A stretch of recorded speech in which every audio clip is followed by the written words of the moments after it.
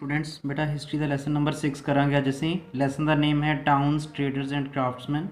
ये असीं डिस्कस करांगे किवें डिफरेंट टाइप्स के टाउनस जिहड़े डिवेलप होए सी ड्यूरिंग द मेडीवल पीरीयड।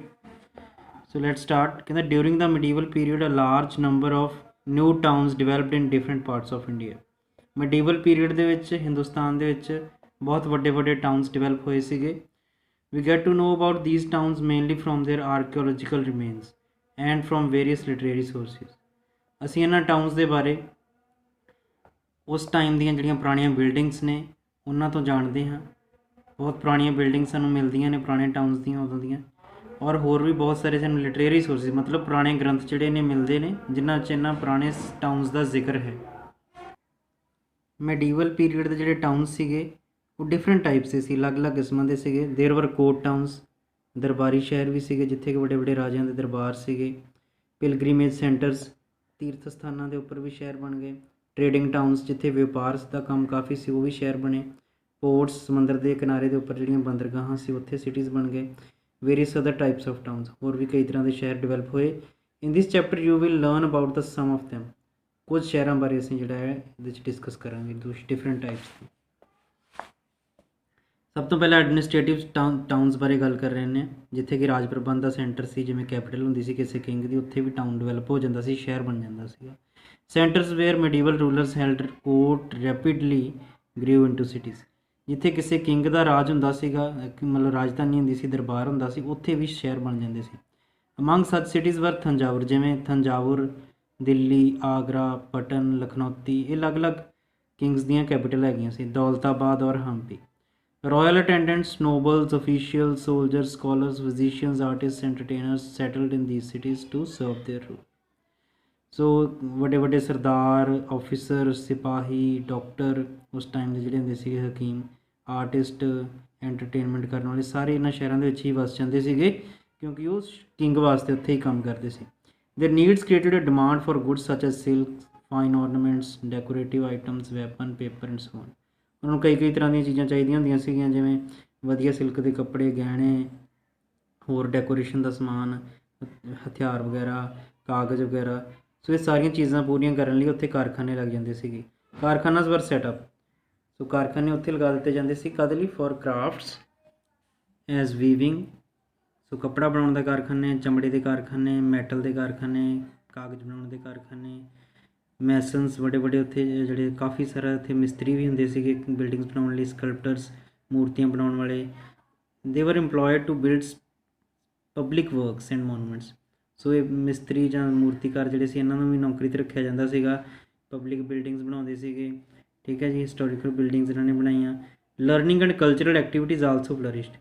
ਇੱਥੇ ਜਿਹੜਾ ਹੈ ਲਿਖਣ ਪੜ੍ਹਨ ਦਾ ਕੰਮ ਵੀ ਕਰਾਇਆ ਜਾਂਦਾ ਸੀਗਾ, ਹੋਰ ਕਲਚਰਲ ਐਕਟੀਵਿਟੀਜ਼ ਵੀ ਹੁੰਦੀਆਂ ਸੀ ਇਹਨਾਂ ਟਾਊਨਸ ਦੇ ਵਿੱਚ। All this led to rapid urbanisation at the centre. ਇਹਨਾਂ ਸਾਰੇ ਕਾਰਨਾਂ ਦਾ ਕਰਕੇ ਐਡਮਿਨਿਸਟ੍ਰੇਟਿਵ ਜਿਹੜੇ ਸੈਂਟਰ ਸੀਗੇ ਉਹ ਜਲਦੀ ਹੀ ਸ਼ਹਿਰਾਂ ਦੇ ਵਿੱਚ ਡਿਵੈਲਪ ਹੋ ਗਏ।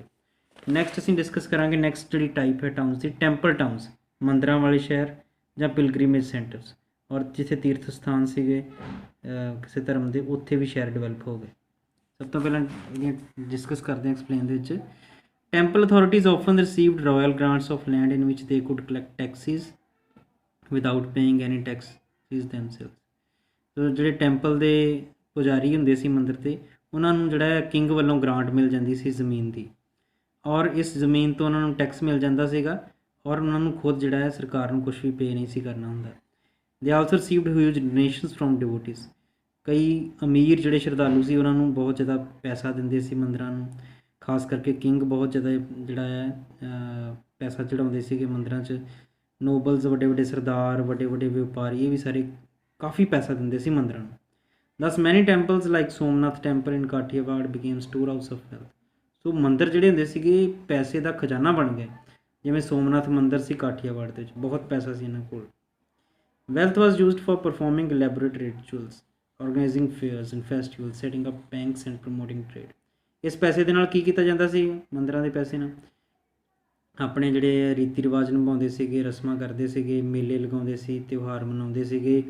ਔਰ ਕੋਈ ਅਗਰ ਉਹਨਾਂ ਨੇ ਜਿਹੜਾ ਹੈ ਦਰਿਆ ਦਾ ਕਿਨਾਰਾ ਵਗੈਰਾ ਬਣਾਉਣਾ ਹੋਵੇ ਉਹ ਬਣਾ ਲੈਂਦੇ ਸੀਗੇ। ਦੈਨ ਨਾਲ ਦੀ ਨਾਲ ਜਿਹੜਾ ਹੈ ਟ੍ਰੇਡ ਨੂੰ ਵੀ ਪ੍ਰਮੋਟ ਕਰਦੇ ਸੀਗੇ। Large number of merchants, craftsmen and other professionals settled in the areas around the temples. ਬਹੁਤ ਸਾਰੇ ਵਪਾਰੀ, ਬਹੁਤ ਸਾਰੇ ਜਿਹੜੇ ਆ ਹੱਥੀਂ ਕੰਮ ਕਰਨ ਵਾਲੇ ਲੋਕ, ਬਹੁਤ ਸਾਰੇ ਪ੍ਰੋਫੈਸ਼ਨਲ ਜਿਹੜੇ ਸੀਗੇ ਇਹਨਾਂ ਮੰਦਰਾਂ ਦੇ ਆਸ-ਪਾਸ ਰਹਿਣਾ ਸ਼ੁਰੂ ਕਰ ਦਿੰਦੇ ਸੀ। They cater to the needs of the local residents and of visiting pilgrims. ਇਹ ਜਿਹੜੇ ਲੋਕ ਸੀਗੇ, ਦੁਕਾਨਦਾਰ ਵਗੈਰਾ, ਇਹ ਜਿਹੜੇ ਆ ਇੱਥੋਂ ਦੇ ਲੋਕਾਂ ਦੀਆਂ ਲੋੜਾਂ ਪੂਰੀਆਂ ਕਰਦੇ ਸੀ ਔਰ ਯਾਤਰੂਆਂ ਦੀਆਂ ਲੋੜਾਂ ਵੀ ਪੂਰੀਆਂ ਕਰਦੇ ਸੀ ਦੁਕਾਨਾਂ ਲਾ ਕੇ। This led to urban growth around temples. So ਇਹਦੇ ਕਾਰਨ ਕੀ ਹੋਇਆ, ਦੁਕਾਨਾਂ ਵਗੈਰਾ ਦੇ ਨਾਲ ਇੱਥੇ ਮੰਦਰਾਂ ਦੇ ਆਸ-ਪਾਸ ਸ਼ਹਿਰ ਡਿਵੈਲਪ ਹੋਣਾ ਸ਼ੁਰੂ ਹੋ ਗਿਆ। And rise of temple towns, ਤੇ ਟੈਂਪਲ ਟਾਊਨਸ ਬਣ ਗਏ। ਕਾਠੀਆਵਾੜ ਦੇ ਵਿੱਚ ਸੋਮਨਾਥ, ਠੀਕ ਹੈ ਜੀ, ਜਿਵੇਂ ਦੱਸਿਆ ਸੋਮਨਾਥ ਇਨ ਕਾਠੀਆਵਾੜ, ਕਾਂਚੀਪੁਰਮ, ਥੰਜਾਵੁਰ ਐਂਡ ਗੰਗਈ ਕੋਂਡਾ ਚੋਲਾਪੁਰਮ ਇਨ ਤਾਮਿਲਨਾਡੂ, ਵਿਦਿਸ਼ਾ ਇਨ ਮੱਧ ਪ੍ਰਦੇਸ਼, ਤਿਰੂਪਤੀ ਇਨ ਆਂਧਰਾ ਪ੍ਰਦੇਸ਼ ਵਰ ਇੰਪੋਰਟੈਂਟ ਟੈਂਪਲ ਟਾਊਨਸ ਇਨ ਦ ਮੈਡੀਵਲ ਪੀਰੀਅਡ। ਇਹ ਕੁਝ ਟੈਂਪਲ ਟਾਊਨਸ ਦੇ ਨਾਮ ਦੱਸੇ ਹੋਏ ਨੇ ਜੋ ਕਿ ਮੈਡੀਵਲ ਪੀਰੀਅਡ 'ਚ ਕਾਫੀ ਇੰਪੋਰਟੈਂਟ ਸੀਗੇ। Some of these towns like Kanchi and Thanjavur were administrative capitals where the local rulers had built temples। ਕੁਝ ਜਿਹੜੇ ਸ਼ਹਿਰ ਸੀਗੇ ਜਿਵੇਂ ਕਾਂਚੀ ਤੇ ਥੰਜਾਵੁਰ, ਇਹ ਆਪਣੇ ਆਪਣੇ ਰਾਜੇ ਦੀਆਂ ਰਾਜਧਾਨੀਆਂ ਵੀ ਸੀਗੀਆਂ, ਠੀਕ ਹੈ ਜੀ, ਔਰ ਨਾਲ ਦੀ ਨਾਲ ਇਹ ਟੈਂਪਲ ਟਾਊਨ ਵੀ ਬਣ ਗਿਆ ਕਿਉਂਕਿ ਇੱਥੇ ਮੰਦਿਰ ਬਣਾ ਦਿੱਤੇ ਸੀ ਰਾਜਿਆਂ ਨੇ। ਇਨ ਡਿਊ course these and several other temples towns became centers of learning and cultural activities as well। ਸਮਾਂ ਪਾ ਕੇ ਟੈਂਪਲ ਟਾਊਨ ਜਿਹੜੇ ਆ ਇਹ ਲਰਨਿੰਗ ਤੇ ਕਲਚਰਲ ਐਕਟੀਵਿਟੀਜ਼ ਦਾ ਵੀ ਸੈਂਟਰ ਬਣ ਗਏ। So these towns were important for a number of reasons. So temple town ਜਿਹੜੇ ਸੀਗੇ ਇਹ ਬਹੁਤ ਹੀ ਮਹੱਤਵਪੂਰਨ ਸੀ। ਇੱਥੇ ਕੈਪੀਟਲਸ ਵੀ ਸੀਗੀਆਂ ਰਾਜਿਆਂ ਦੀਆਂ ਕਈਆਂ ਦੀਆਂ, ਔਰ ਇੱਥੇ ਲਰਨਿੰਗ ਦਾ ਕੰਮ ਵੀ ਹੁੰਦਾ ਸੀਗਾ।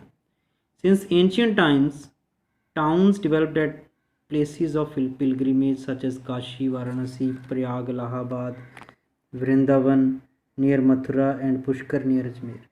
ਸੋ ਪੁਰਾਣੇ ਟਾਈਮ ਤੋਂ ਲੈ ਕੇ, ਏਂਸ਼ੀਅੰਟ ਹਿਸਟਰੀ ਤੋਂ ਲੈ ਕੇ ਹੀ ਜਿਹੜਾ ਤੀਰਥ ਸਥਾਨਾਂ ਦੇ ਉੱਪਰ ਵੀ ਸ਼ਹਿਰ ਵਸ ਗਿਆ, ਜਿਵੇਂ ਵਾਰਾਣਸੀ, ਕਾਸ਼ੀ ਹੈ, ਪ੍ਰਯਾਗ, ਇਲਾਹਾਬਾਦ ਹੈ, ਵਰਿੰਦਾਵਨ ਹੈ ਮਥੁਰਾ ਦੇ ਨੇੜੇ, ਪੁਸ਼ਕਰ ਹੈ ਅਜਮੇਰ ਦੇ ਨੇੜੇ, ਇੱਥੇ ਵੀ ਸ਼ਹਿਰ ਵਸ ਗਏ ਕਿਉਂਕਿ ਤੀਰਥ ਸਥਾਨ ਸੀਗੇ। ਮੈਡੀਵਲ ਪੀਰੀਅਡ ਦੇ ਵਿੱਚ ਕਹਿੰਦਾ ਹੈ ਕਿ ਸੂਫੀ ਸੰਤਾਂ ਦੀਆਂ ਜਿਹੜੀਆਂ ਮਜ਼ਾਰਾਂ ਸੀਗੀਆਂ ਉਹਨਾਂ ਦੇ ਆਸ-ਪਾਸ ਵੀ ਸ਼ਹਿਰ ਡਿਵੈਲਪ ਹੋ ਗਏ। ਜਿਵੇਂ ਅਜਮੇਰ ਦੀ ਐਗਜ਼ਾਮਪਲ ਦੇ ਰਿਹਾ ਹੈ ਕਿ ਉੱਥੇ ਖਵਾਜਾ ਮੋਇਨੂਦੀਨ ਚਿਸ਼ਤੀ ਜੀ ਦੀ ਦਰਗਾਹ ਹੈ ਔਰ ਉਹਦੇ ਆਸ-ਪਾਸ ਸ਼ਹਿਰ ਵਸ ਗਿਆ। ਇਸੇ ਤਰ੍ਹਾਂ ਹੀ ਕਹਿੰਦਾ ਹੈ ਕਿ ਹਰਿਮੰਦਰ ਸਾਹਿਬ ਦੇ ਆਸ-ਪਾਸ ਜਿਹੜਾ ਹੈ ਅੰਮ੍ਰਿਤਸਰ ਜਿਹੜਾ ਸ਼ਹਿਰ ਹੈ ਉਹ ਡਿਵੈਲਪ ਹੋ ਗਿਆ। So that's all for today. Thank you.